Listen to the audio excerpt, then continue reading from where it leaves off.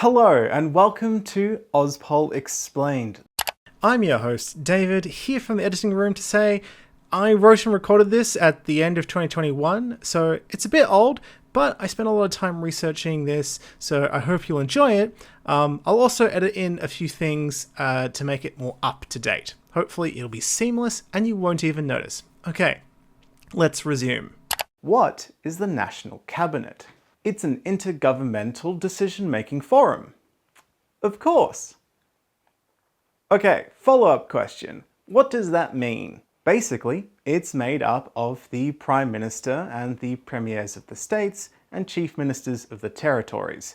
They are the heads of government, collectively known as the First Ministers. It's a group that gets together at this point in time, generally every 2 weeks, via video conferencing to discuss how to manage and respond to the ongoing COVID-19 pandemic. In this episode, I'm going to discuss how the National Cabinet shares responsibility and manages what they need to do for a health crisis and the legal basis for what they do. If you're watching or listening to this in the future and the pandemic is over, I'm sure the National Cabinet will be focusing on other issues like economic matters or something, but for now I'm going to examine it through the lens of its biggest duty and the reason why it was created in the first place. The National Cabinet is not a legislative body like Parliament. It can't make laws by itself. It's an agreement between the different First Ministers to consult with each other as to how they can come up with consistent ideas on how to tackle the pandemic, like introducing public health measures, isolation or quarantine requirements, or sharing resources like vaccines. Just like a conference where people can discuss ideas for laws, the members still have to then go to Parliament or use pre-existing legislation to then put into effect the decisions that they've come up for either all of Australia or their states and territories. Although this can lead to them collectively agreeing to do something together, those individual states are still autonomous and able to make their own decisions. So even though they can sometimes agree fully, or at least partially, each individual state and territory is still able to work as an individual and does not have to do the same things as everyone else does. We've seen this in some pretty obvious ways, like border closures and what restrictions are in place when temporary lockdowns are enacted to limit the spread of community transmission. While many states had short-term border closures, Western Australia, for example, had a very long-term one. Although Scott Morrison, the former Prime Minister, criticised it, it does still mean that it's up to the WA government what restrictions they do or don't implement. But why can't the federal government just make laws that are consistent around the entire country, as it's a national problem? Health is a shared responsibility between the different levels of government. So both federal and state/territories are responsible for funding hospitals. It's up to those states to manage those hospitals. State governments are also in charge of other things, like ambulances and emergency services, as well as delivering vaccine programs. The federal government is in charge of purchasing those vaccines for the National Immunisation Program, which, for example, freely provides the 4 recommended hepatitis B shots for children within the first 6 months. And if anyone's like, wait, you get 3 or 4 hepatitis vaccines as a child? Yeah. Like, booster shots aren't like a new idea or a scam. You just don't remember it because you were a literal child and all your friends got them as infants because your parents were being responsible and therefore you didn't have to worry about catching some horrible disease no one ever talks about anymore, or you didn't have to learn what rotavirus means through experience. I hope you look that one up though before you have children yourself, because it can cause some serious trouble. It has no treatment and vaccines are the only way to prevent it. So the federal government is also in charge of the Therapeutic Goods Association, which regulates things like vaccines, medical devices, and products for testing of diseases. Not the FDA, that's a different country. So the federal government determines whether or not a vaccine is safe and then purchases it. And then the state delivers it. So if there's a supply shortage, it's the federal government's issue to sort out, and if there aren't any places where you can get a vaccine near you, it's the state government's problem to fix that. And all this generally is a thing that happens in the background of your life. But they also agreed quite a while ago to the shared responsibility of responding to a national health emergency. Hence, the National Cabinet has sprung up as a way to deal with that. So, even though it is a national crisis, it's an overreach of the federal government to make blanket laws that would control every element of the situation. States exist for a reason. They also have powers and responsibilities. How has the National Cabinet operated with that shared responsibility? Like I said, the National Cabinet doesn't have any authority by itself. The decisions it relies on are based off the legal and constitutional powers of the states, territories, or federal government. Existing on the internet, as I do, look at me, I'm on the internet right now, I've seen a few misconceptions about the National Cabinet's existence and the laws that it can make. So let's talk about the second most misquoted thing since the Bible, the Constitution. I've seen people complain the National Cabinet is unconstitutional. It's not in there, but neither is any cabinet. The Prime Minister and Cabinet aren't mentioned in the Constitution, and yet they still exist. Though, to be fair, I've never actually met former Prime Minister Scott Morrison in person, so what if this is all just an elaborate Truman Show prank where there is no Prime Minister, just actors with limited TV contracts? Am I Jim Carrey? No, I've always considered myself more of a Josh Gad type. Cabinet exists because of convention, a tradition we got from the Westminster system of Britain. So when someone says, this isn't in the Constitution, have a moment to reflect and wonder, does it need to be though? Is it relevant? The Constitution is only about specific topics, powers, and responsibilities.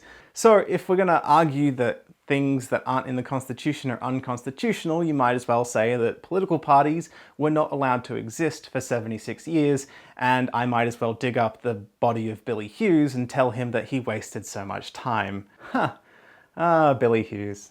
See, the joke here is that Billy Hughes switched political parties so much. He was part of 6 of them and also an independent twice, and then he was asked, why don't you join the Country Party? And he said, I have to draw the line somewhere, which is also kind of witty and never mind, let's move on. Basically, you don't need a piece of legislation for the National Cabinet to exist because there doesn't need to be one to enable the Prime Minister to pick up a phone and call a Premier to talk to them. Imagine, former Prime Minister Scott Morrison in his room saying, I'm sorry, I'd like to talk to the state governments about this national health crisis, but none of them have made it legal for me to talk to them yet, or touch my phone. This phone is purely decorative until the Let the PM Make Phone Calls Act is passed.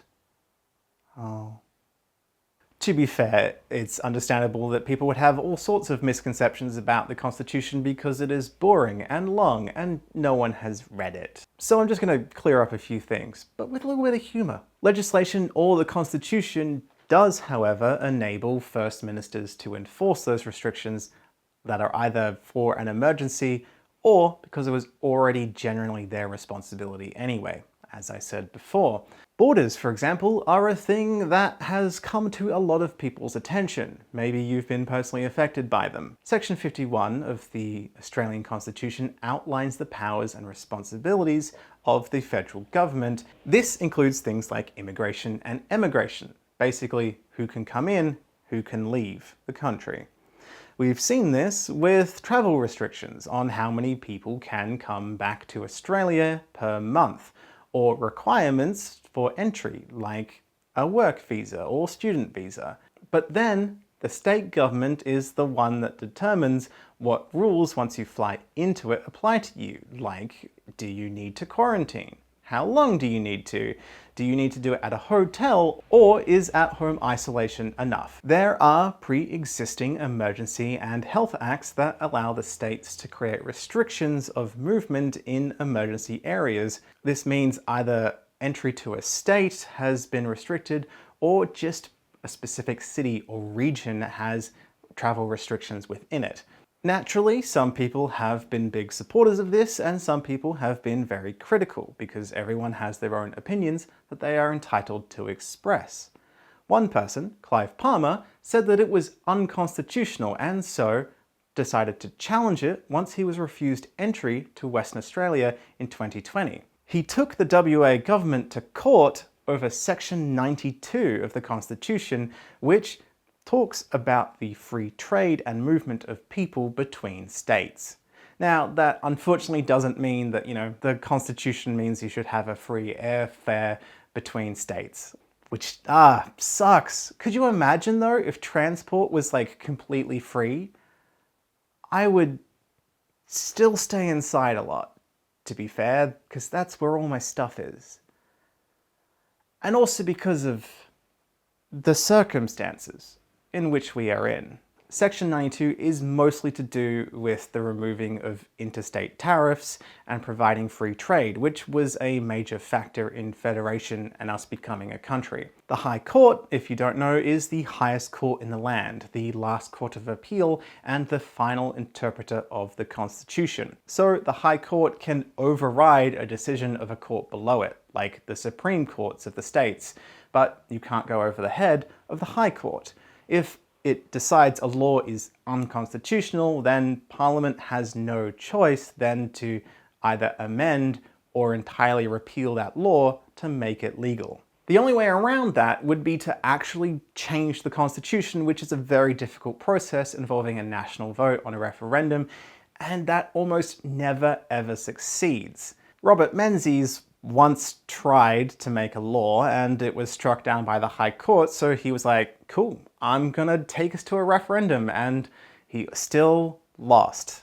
Palmer wanted to challenge the WA Emergency Management Act of 2005. In it, section 56 and 57 say that a minister can temporarily declare an emergency for part of or all of a state, and thus limit movement of people, animals, and vehicles inside, into, or out of an area, or close access to a road for the purposes of saving lives. Palmer said it defies Section 92, and so argues that states can't make laws like that. Clive Palmer took his well-experienced and well-paid lawyers to the case and lost the appeal. The High Court said no.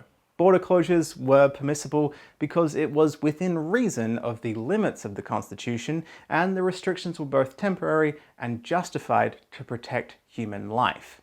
Given that COVID-19 is now one of the most deadliest epidemics in all of human history by death toll, including surpassing several instances of the bubonic plague, you can understand why the High Court was like, that's reasonable though. That's okay. So next time you hear someone complain that border closures and lockdowns aren't constitutional or lawful, remind them that they are, because Clive Palmer proved that they are by testing it. Your average person doesn't have access to the wealth that provides a bunch of lawyers, and therefore can't necessarily prove in court that their ideas that something is or isn't constitutional, but thankfully Clive Palmer did that for us. There is also a historical precedent for this, by the way. Section 92 wasn't just written over 120 years ago, and they were all like, I don't know what disease is. Never mind. Concerns about the limitations of Section 92 were brought up when the Constitution was being written. And there was questions like, how would it impact a state's ability to quarantine or prevent diseases from entering it? What's the balance between a free trade between states and also a state's ability to protect the industries and people within it? Edmund Barton said on the matter in 1897, the power to prevent the introduction of diseases would still remain with the states, except insofar as any state law was found to be an intentional derogation from the freedom of trade. Because, once again, Section 92 is to do predominantly with trade. This was quoted in part of the High Court's decision on the Palmer case. Edmund Barton, by the way, wasn't just our first Prime Minister, he also was one of the people who helped write the Constitution and became a founding member of the High Court. So he literally is one of the most relevant people in history for interpreting the intention of the Constitution. It was literally his job to come up with that intention and then demonstrate in court what that meant. It's not uncommon to wonder, what do the Fathers of Federation think about insert problem here today? And in this case, I literally just told you. Barton couldn't have predicted the internet, but he did think ahead and be like, maybe disease is bad. We also have a historic example of states closing borders during the Spanish flu in 1918 to 1919, which wasn't shut down by the federal government or stopped by the courts. Basically, states at times have taken over the issue of quarantine, even though it is listed in Section 51 as a federal power and responsibility. States can still make laws to do with topics listed in Section 51. So as long as it doesn't conflict with a federal government law on the same matter. Therefore, ultimately, the federal government can make laws that override all others when it comes to quarantine, but throughout the pandemic, it has mostly been on the shoulders of the states because they agreed to that early on. In fact, until 1908, quarantine was the responsibility of the states until the premiers agreed that the Commonwealth should be in charge, and the Quarantine Act was created as the first nationwide law to do with quarantine. It has now been replaced by the Biosecurity Act. So with those examples, you can see how the responsibilities of the states and federal government aren't so black and white and distinctly separated as to not, at the very least, benefit from consultation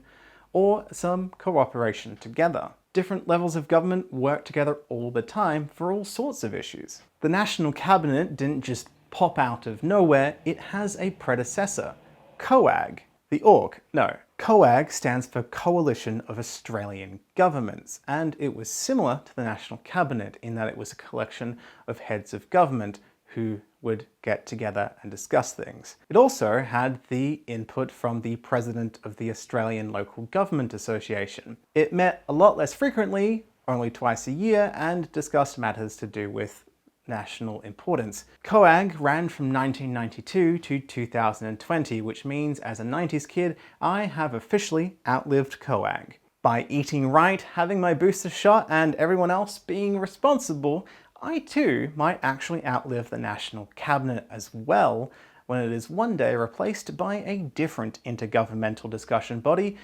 or is just renamed CONF, Coalition of First Ministers, to give a more comforting sounding name. CONF. Okay, so at this point, I just want to point out, I do multiple revisions of all of my scripts. I also send it off to a script supervisor for them to review it as well. And then I have to record it. So I read it again and do editing, and nowhere during this process until the actual editing stage did me or someone else realize that that joke doesn't work. Coalition of First Ministers is COFM. The acronym I just made a joke about would be Coalition of Ministers First, which is nonsense garbage. I can't believe I did not notice this. I have an English degree. But also I do want to point out, Alex, this is partially your fault. You read that joke and you didn't pick up on how that was wrong. So the blame does not solely rest on me. Anyway, moving on. Really though, the measure of success for me is if I outlive Cream Puff, the longest ever living cat, which got to 38 years and 3 days. Only 9 more to go. Actually, the maths on this would be 7.66 years left to go, approximately. But that's okay, because no matter how bad I am at maths, I'm pretty sure I can beat Cream Puff, the cat, on that skill set too. I hope. I did fail maths in high school. The The National Cabinet has been praised by both the former Prime Minister Scott Morrison and the Western Australian Premier Mark McGowan as being more useful and efficient than COAG. Other First Ministers probably have too, it's just that I live in WA and so Mark McGowan's press conferences get beamed directly into my brain. I know what he says. My cyborg implants don't pick up Perote's broadcast though, so I don't know. I don't know what he's saying. Scott Morrison also has said that an advantage of the National Cabinet over COAG is that it doesn't need to reach a consensus for a decision to be acted on. So while consultation and collective agreement can benefit a lot of places, there is still the option that if an individual decision makes more sense for one state, that state can still do it. COAG had a bunch of councils and advisory bodies that were consulted for ideas on legislation and decision making. And so, similarly, the National Cabinet does as well. It was advised by the National COVID-19 Commission Advisory Board on coordinating and minimising the social and economic impacts of the pandemic, but former Prime Minister Scott Morrison dismissed it in May of 2021 because he said its work had concluded and Australia had moved out of its emergency phase of the pandemic. Instead, into the economic recovery phase, according to his press statement. In the future, the National Cabinet will have different advisory bodies and it will evolve to discuss different kinds of legislation and matters involving the country. It plans on meeting less frequently when the urgency of an ongoing national crisis fades away into the past. And there you have it. Thank you so much for tuning into this episode. That's what the National Cabinet is, who makes it up, how they make decisions, and also how those decisions are then enforced by those individual parliaments or governments. And also, if you'd like to know anything more about this episode, there is a link to the script in the description, as I do with all episodes, with a copy that shows all the citations I used to make it, so you can learn more. Thank you so much for tuning in. Comment down below what you would like to learn about next. Share with someone who doesn't understand what the National Cabinet is. And once again, thank you so much for supporting educational content. And also a big, genuine thank you to those who support me on Patreon. It's entirely up to you if you'd like to support me on Patreon or not. There's absolutely no pressure or obligation to do so. Thank you, and I will see you next time.